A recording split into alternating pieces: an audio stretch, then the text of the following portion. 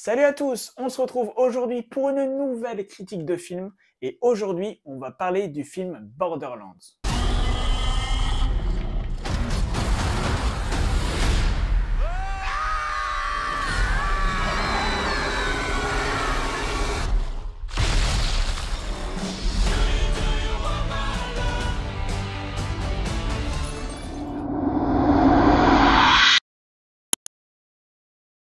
Borderlands, c'est un film d'Eli Roth, adapté de la série de jeux vidéo Borderlands, avec notamment au casting Cate Blanchett, Jamie Lee Curtis, Kevin Hart et Jack Black. Un casting donc très porté humour, même si on n'a pas forcément l'habitude de voir Cate Blanchett dans ce genre de rôle. Comme d'habitude, cette critique est totalement sans spoiler. Ne vous inquiétez pas, vous pouvez la voir, vous ne serez pas spoilé. Comme je vous l'ai dit, Borderlands, c'est un film adapté de la série de jeux vidéo du même nom. Une série de jeux vidéo que je connais de nom, auquel je n'ai absolument jamais joué, avec un style graphique vraiment à part. C'est pas vraiment une série de jeux vidéo qui me donnait envie. J'ai jamais été vraiment attiré par ce jeu vidéo là, mais quand j'ai su qu'ils allaient en faire une adaptation, j'étais quand même très intrigué. Parce qu'on le sait, les adaptations de jeux vidéo au cinéma, soit ça passe, soit ça casse, et il y a malheureusement très peu de fois où c'est passé. Alors donc, qu'est-ce que j'ai pensé de ce film Borderlands? Je l'ai dit, j'ai aucune connaissance de l'univers, j'ai aucun attachement avec cette série. J'allais vraiment à ma séance les mains dans les poches, sans rien connaître, sans avoir aucune référence, et pourtant j'ai passé un très bon moment. Parce que déjà, le film, dès le début, s'adapte à tous les publics. Que vous connaissiez Borderlands, que vous avez déjà joué au jeu, ou alors que tout ça vous est totalement inconnu, le film parle pour tout le monde. Parce que de bout en bout, on va presque tout vous expliquer.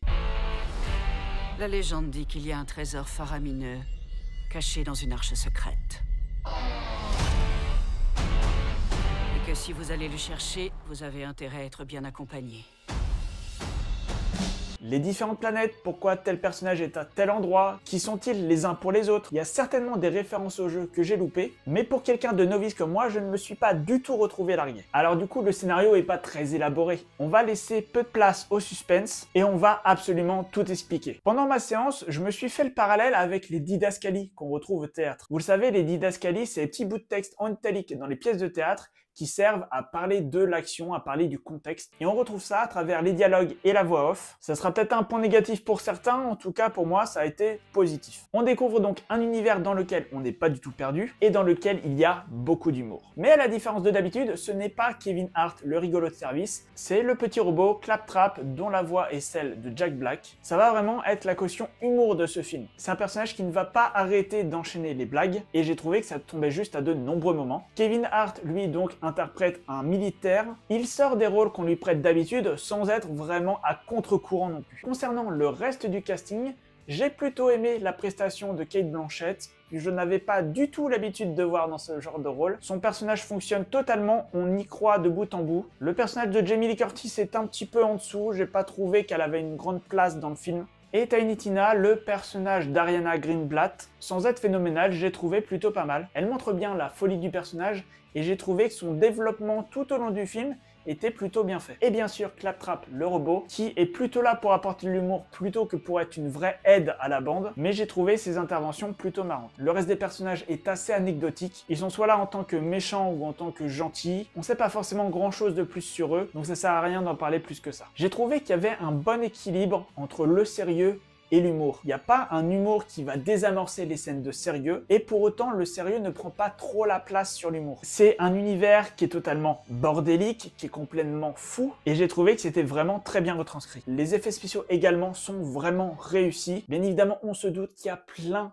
de scènes qui ont été tournées sur fond vert ou sur fond bleu, mais pour autant, les décors ont de la vie, on y croit, et vraiment, j'ai absolument rien trouvé à redire là-dessus. Alors là, depuis tout à l'heure, j'encense le film. Évidemment, il y a des petits côtés négatifs quand même, parce qu'on apprécie voir pendant tout le film cette joyeuse bande, mais par contre, si par plein d'aspects on s'attache à eux, on a toujours cette impression qu'il ne peut rien leur arriver. Et pourtant, il se passe plein d'emmerdes pour eux, mais à aucun moment on se dit qu'il va se passer quelque chose de grave. Le film reste vraiment tout le temps sur cette légèreté, et les passages peut-être un petit peu plus sombres, ils sont vraiment pas assez présents. C'est pas vraiment un reproche, puisque le film se veut comme ça. On sait qu'on est dans un univers complètement fou. On n'est pas là dans un film qui se veut réaliste, où il va y y avoir du déchirement, des cas de conscience. On va pas vraiment explorer le lore de chaque personnage. On les présente, on dit qui est qui, on présente globalement l'univers, on donne les bases aux spectateurs sans vraiment rentrer dans les détails. Et le film reste fidèle à lui-même avec des courses-poursuites et des scènes de baston où on sent que les personnages principaux sont quand même bien supérieurs à leurs adversaires. C'est pour moi vraiment une très bonne surprise de cet été. J'en attendais absolument rien.